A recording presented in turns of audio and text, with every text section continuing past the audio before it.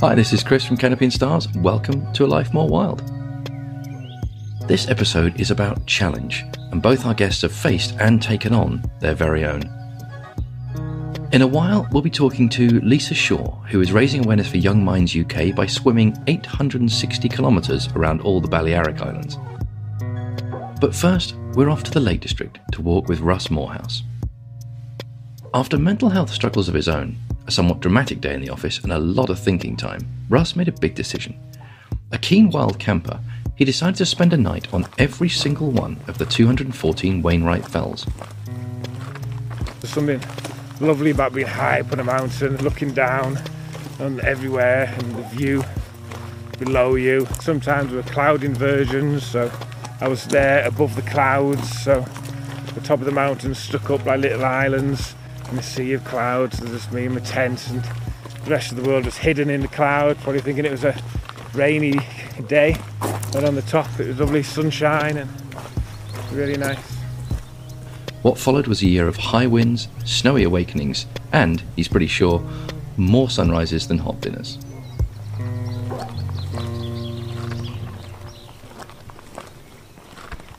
So this is Dubbs Road. This is the road where I first had the idea to sleep on all the mountains, and realised that when you spend the night sleeping on a mountain, it's a different connection that you have to just when you just climb to the top and back down in the day. It's a lovely place to walk. Starts with just a gravel path, farm fields on either side, there's cows, and on a day like this the calves are up there, and it's just like a little lovely entrance to the Lake District.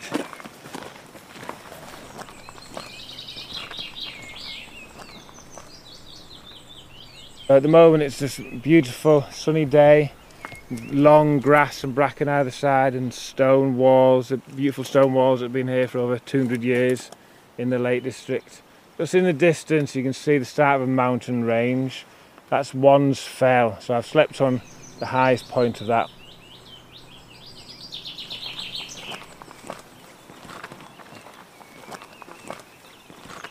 Alfred Wainwright in 1960 wrote a guidebook for the Lake District that has become legendary and famous, and in there he depicts 214 different fells or mountains of the Lake District, and describes each one of them. Collectively they've become known as the Wainwrights now. And Alfred Wainwright himself had a quote which was, "One of the best ways to get away from other people is to spend the night on a mountain." After that you were never again scared by the mountain, but view it as a friend.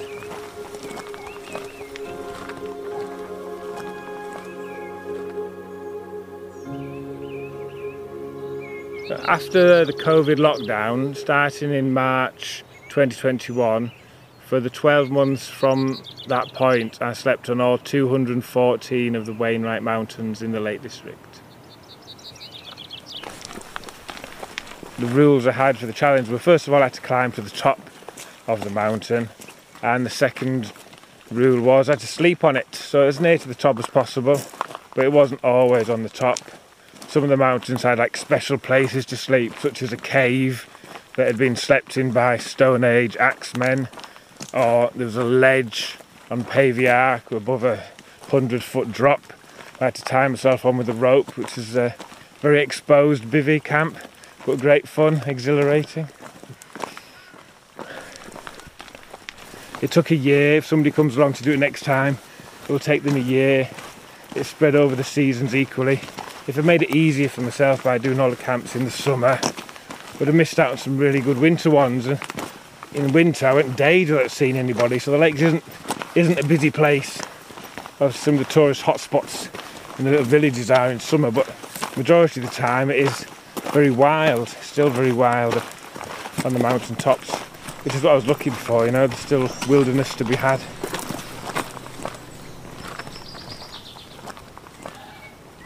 I sort of knew the Lake District fairly well beforehand, but sleeping on the top is different, and as the year went on, at first I used to think I was climbing up to have a sleep and coming back down, but towards the end of the year it felt more like I was living on the top of the mountains, and I just came down at lunchtime to get some more food to go back up for another night, so the whole perspective changed. Down there on the left is Troutbeck, a really pretty little village in the Lake District. The white painted houses, sort of glistening in the sun.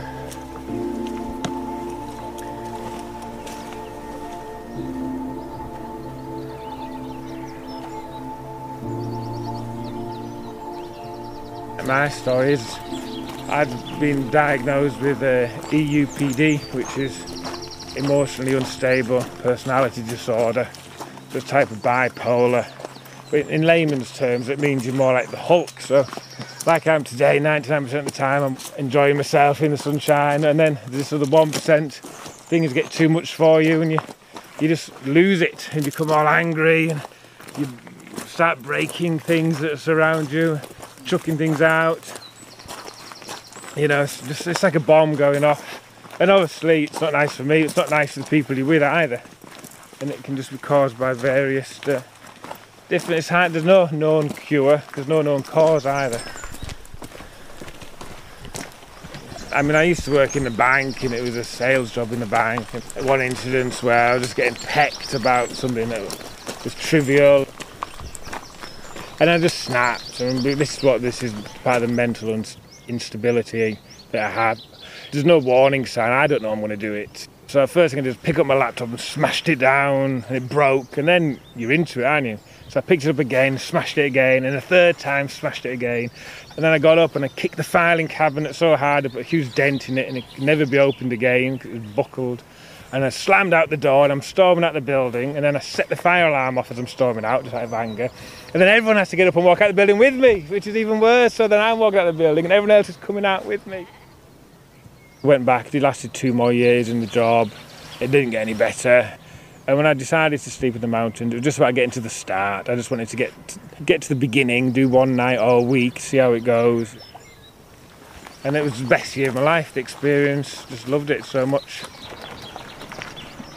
When I'm in the mountains, it definitely feels better. And everybody who comes to the mountains and does mountain walk, everybody knows that the mind is in a happier place in the mountains, and it's good for you.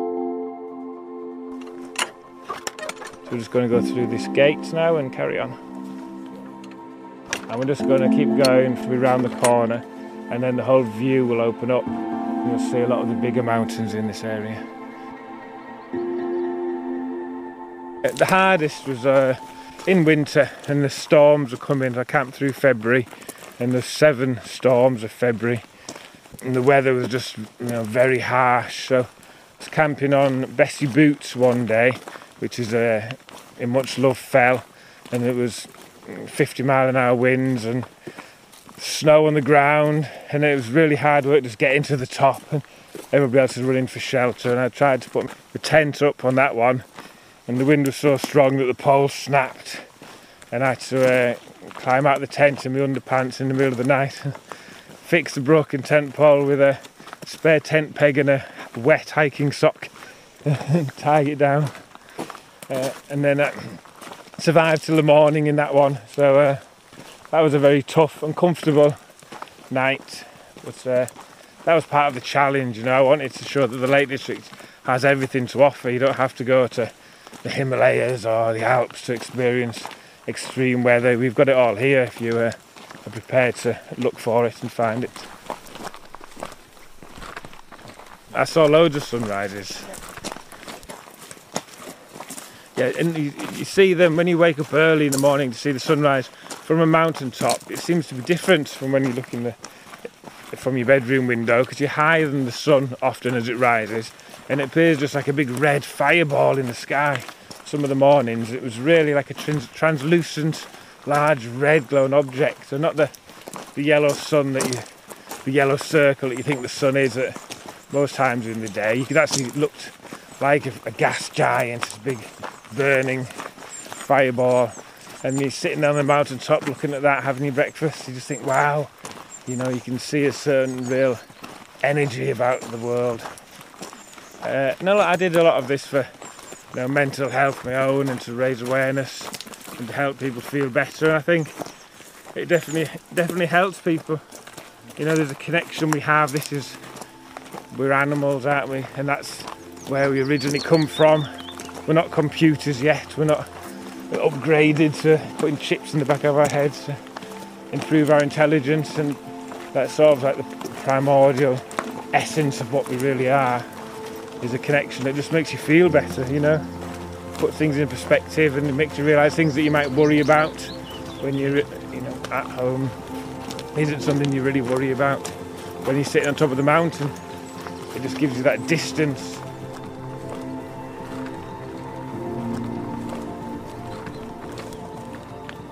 Yeah, so this is where we've got to. It's the viewpoint. So we're just above Troutbeck, next to the pine forest, underneath Sallows. And from here you can see the Troutbeck Tongue Horseshoe, and it's a magnificent display of 6 or 7 mountain peaks in a horseshoe shape, with a Troutbeck Tongue in the middle, just rising a lot smaller than the others. And Freshwaite Col marking the furthest point on the horizon. It's a beautiful spot. It just looks fabulous.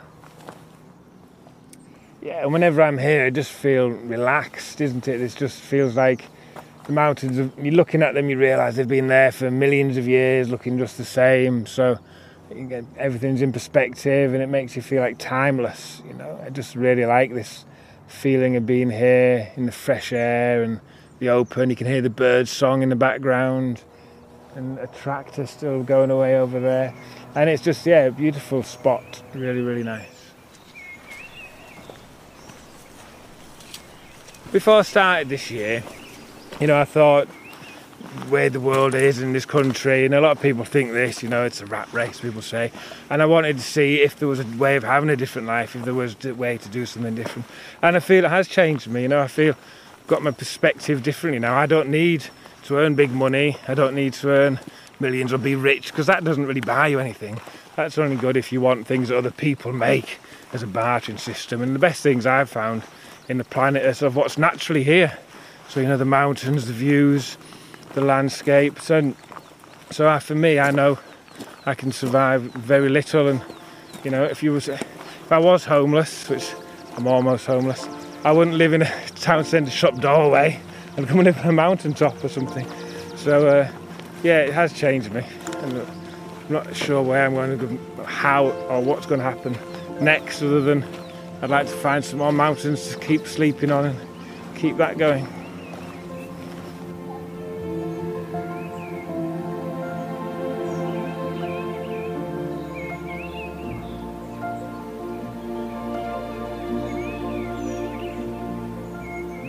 So you can see there, that's the nearest one's Yoke, the Neil Bell, then Frostwick, Thornthwaite Crag in the background with a little beacon on. Troutbeck Tongue is that huge mound in the middle. It obviously looks like a tongue. And then we've got Cordial Moor.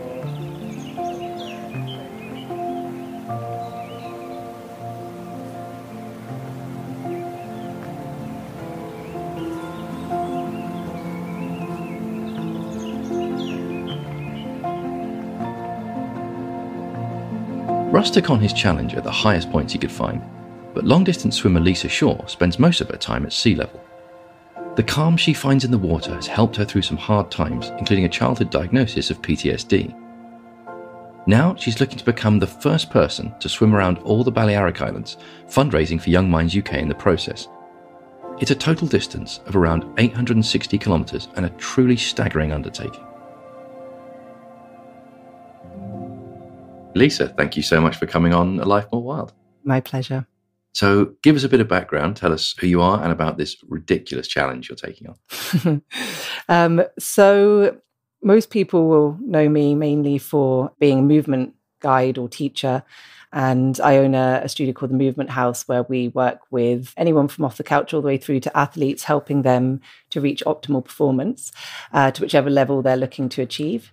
But the other side of me is I am a long distance swimmer, which I've been since I can remember. I was born straight into water and I haven't left since.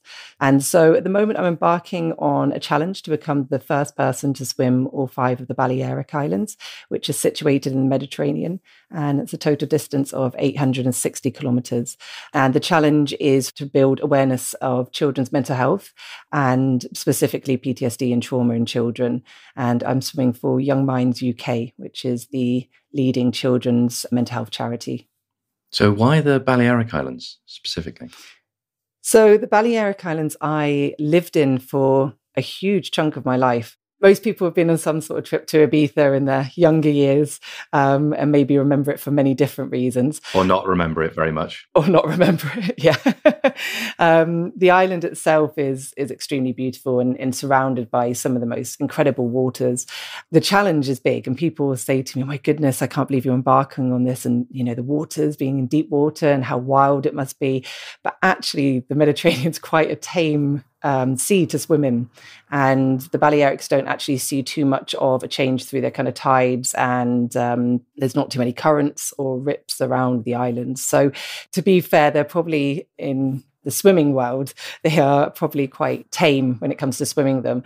I'm not saying that's the reason that I'm doing that, but it's just somewhere that I was able to swim from a young age and feel quite comfortable in the water. And as I got into long distance swimming, as I got older, I found that swimming these islands, and specifically Ibiza, because that's where I was living, was the main support for my mental health. So it had become my tool, I guess, to help me overcome certain traumas and PTSD that I was going through. Yeah, and so it felt just very natural to swim these waters. Is it the meditative aspect of just that sort of rhythmic, that the swimming, is that how it helps? Yeah, so I don't know about all long distance swimmers, but I think most of them will agree with me. When you're swimming these kind of distances, you do get to a point that the swimming just becomes, it's second nature to you. It's the same as walking. It's like you don't necessarily have to think about what you're doing once you're in it for so long. And it does become extremely meditative. And there are moments where it is just me and water. There's nothing else. There's no thoughts. And it's just that sense and feeling of gliding and flowing, I guess, like a flow-like state, which becomes extremely meditative and extremely calming for the nervous system, helps to regulate the nervous system. And I guess also one of the big factors that plays in that is the breathing. You've got this rhythm to your breathing that you're consistently doing, and it's conscious. You have to be conscious in it. Did you ever have lessons, or have you just been a swimmer your whole life and never needed them? So my dad was a swimmer, and he lived on a boat. And actually, one of my earliest memories was him scrubbing me with fairy liquid on the back of the boat. He had this really kind of old rickety boat, and he would scrub me with fairy liquid in a bucket that was far too small for me, and I kind of would be poking out the top of it, and then he just threw me off the back of the boat. And that was really the first time I'd ever gone into deep water. I was super young at the time. I remember not being afraid, and actually the one thing I remember him saying to me was that fairy liquid is the only soap that you can use in seawater that cancels the salt out. And I remember that being fascinating and forgetting that I'd just been thrown into deep water off the back of this boat. But that was one of my earliest memories of deep water and open water. And I just remember absolutely loving it. Then I went into competitive swimming, and I was doing competitive swimming for many, many years. And I loved it at the time, but I'm not a competitive person. I didn't have a desire to compete against others, and I stepped away from competitive swimming. And then I just went swimming one day. I was only going in, not really with an intention of how long I'd be in the water, and I never thought I'd be in as long as I was. And then before I knew it, it'd been 6, 7, 8 kilometers. And this just continued happening. And I started to see this really positive effect. And especially when I wasn't feeling my best, and I would go to the water because I guess it's my safe place. It's where I feel most comfortable. And I would find myself just swimming for kilometers and coming back to shore and feeling really connected to myself and feeling really calm and in control of myself. And there wouldn't be any worries, and I wouldn't be feeling how I felt when I entered the water. Now, I was looking at it's the Mallorca leg that's longest, isn't it? Is that the largest island? That's right, yeah. And that's what, London to Manchester? I think I mapped it. Yeah, that's right, yes. Distance from London to Manchester, which is outrageous. Would that be the longest you've ever swum, or have you done further than that before? That will be the longest I've swam. And still, we're not too sure exactly how that looks yet. What I'm doing is focusing on one island at a time. So right now I need to complete the first island, which is 72 kilometers. The idea of that is to try to do it under 24 hours nonstop. And it's an unassisted swim, which means I can only swim with a swimming costume, set of goggles and one non-neoprene cap. So I can't wear two caps. A lot of swimmers who do long distance swimming, even when you're in warm waters, might wear two just to help with hypothermia, because that does set in at some point. But for an unassisted swim, it's only one hat that you can wear. So there's no wetsuit. And the idea is that you're not allowed to touch any part of the boat, the support boat, or land until the swim is complete. And that it counts with you stepping completely out of the water. So you have to be on complete dry land for the swim to be complete. So eating, and one of the questions I always get asked, where you go toilet, everything is done in the water or treading water. So so the first swim, that's what we'll focus on first of all. And then once we've completed that, we'll start to look at the next one. There will be a big break in between because there's a big recovery period that I will have to take, and then a retrain again, because it does significantly go up after the first swim. So you said that 72K one, you're looking at trying to do in 24 hours. So how long do you expect the Mallorca leg to take? Yes. So the Mallorca leg will be, no one swam that distance in one go yet. Right. The idea is you can do an unassisted swim if you stay also, it is still classified as a stage swim, but you have to stay on water. So I wouldn't be able to stay on land. So I'd have to stay on a boat, and you can sleep for a certain amount of hours and then straight back into the water again to continue. So that is one of the options that we're looking potentially to go down. But again, we won't know until we get to that point. So how did you get involved with the charity? So Young Minds, I'd followed Young Minds UK for quite a while through Instagram mainly. And the reason I approached them was because they are so active and there's so much action behind the words that they say. And I've seen a lot of the things over the years that they've said they are aiming to achieve, and they've achieved them. The one thing that I'm connecting with them most through is the campaign that they're running at the moment, which is to get self-referral hubs put up across the UK. And this is so that children who are needing to speak to someone don't have to go to the NHS and be put on the waiting list, because I think at the moment the waiting list is over 2 years. So these hubs will allow these children to be able to do self-referral and to get the help as soon as they need it. And that's something that really does resonate with me, and something that I experienced when I was younger was not being able to get that help instantly. So it's great to know that this is a potential solution to that. So I'm backing that campaign as much as possible. So that was one of the main reasons that attracted me to swimming for them. So then, did you decide you wanted to do something for them? Or did you think, I'm going to do all the islands, I will do it for them? You said, which way around was it? So it was, I'm going to do all the islands, and then it was, I'm going to do it for them. Yeah. So it came to me when I was swimming. I mean, I'd been doing this, long distance swimming for a very long time at this point, and I'd realized it had become the main support of my mental health. And I tried all different things to support my mental health. And there's been a few things over the past that have definitely worked and stuck, and maybe I still do now as well. But there was a lot of things that didn't work. And I was trying to find ways that were more wholesome, more connected to nature, and were allowing you to feel that you were still achieving something as well. I come through the best ideas when I'm swimming, and then I forget them instantly when I step onto land. They're just gone after that. And you can't make notes when you're swimming. So, it's all up in the head, and you've got to try to remember it. And so from that point is where I decided that if I can act as a voice for children, then I thought, well, nothing better than to do a big challenge that hopefully could also bring a wider audience in that would be able to understand and learn more about children's mental health. So how long ago was that you thought of it? How long has it been in the planning? My goodness. Okay. So it's been in the planning for 7 years. We've been planning this and having an end date or start date, should I say, for the first swim. And that's just been moved over and over again. But we are, fingers crossed, finally going to make it happen this year. So, and so after even all the hours and all the miles of swimming, do you still just love being in the water? Is there never a day when you think, I don't want to do this? Pool swimming, I can have those moments sometimes, yeah. But sea swimming, never once have I ever had, that thought. It's a real exciting feeling for me. And it's something, I can't wait to get into the water. Just to really depress anyone who swims out there.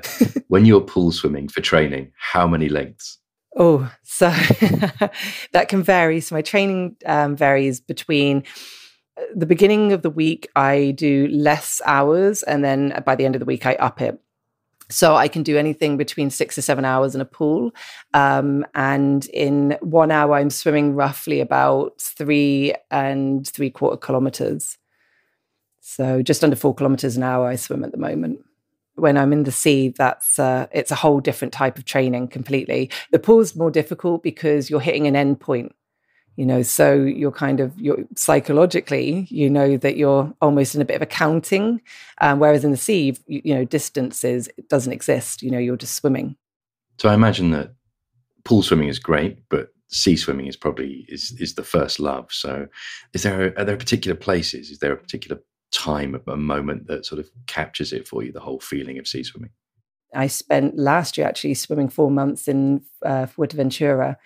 The thing with Fuerte that I really liked was that it's completely different to the Balearics. So even though the islands can be similar to some extent, it's just completely different. It's in a completely different ocean. So it's a lot, Fuerteventura it translates into wind or windy. So it's a very, very windy island. So the water's a lot not as calm as the Balearics. It can be very choppy at times, which I kind of like. It puts you on your toes because you have to think a lot more. You have to think about all the directions of the wind and the swell and how the ocean is moving.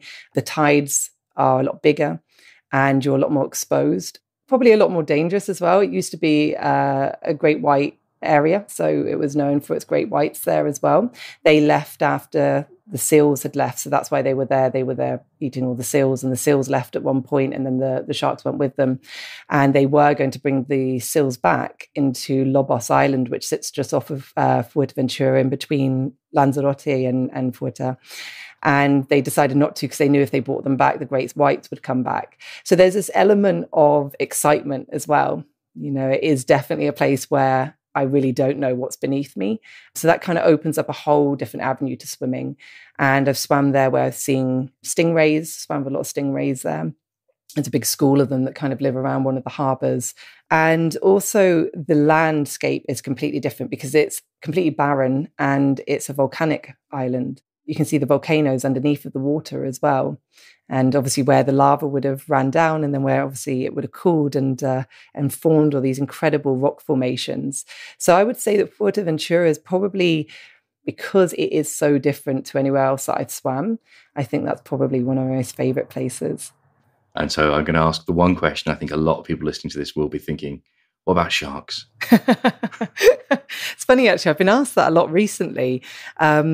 In the Mediterranean, it's okay. There haven't been many sightings there, although there was a great white sighting prior to lockdown. They had one there, but it was tracked as well. Sharks is something that it doesn't bother me. I don't allow myself to think about it, but I also am not afraid of thinking about it. I'm a great believer in if your path is set for you to some extent. So if that's my calling, then so be it, I guess. But I also find sharks extremely beautiful. And I've had times in the water, one experience where I was swimming and you're so in tune with what's happening, even in the depths of the water when you're not even sure what's underneath of you, but you're very in tune and you can hear a lot of, even though I have earplugs in, you can still tune into different sounds and so on that are happening. And I can always hear the boats coming even from a distance. And I was swimming along and I popped my head up and the support boat was next to me. And I said, there's definitely something in the water. And they said, well, we'll keep an eye out for you, And I said, 100% there's something here. Anyway, I carried on swimming. And as I carried on, suddenly a school of dolphins just came up rushing next to me and started jumping out and swimming with me. And I mean, it was a beautiful experience, and you have moments like that. And I kind of put sharks in the same category as that. At the end of the day, I'm in their territory. So I just try to respect it as much as possible. If you've been listening to Russ and Lisa thinking about your own personal challenge, remember it's okay to start with something small. Just maybe make sure you get outside for a bit every day and work your way up to living in a tree for a year or cartwheeling the length of the UK. If you want to see how Lisa or Russ are getting on with their adventures, check out the links in the episode notes. Remember to rate and subscribe in your podcast app, and we'll see you outside again soon.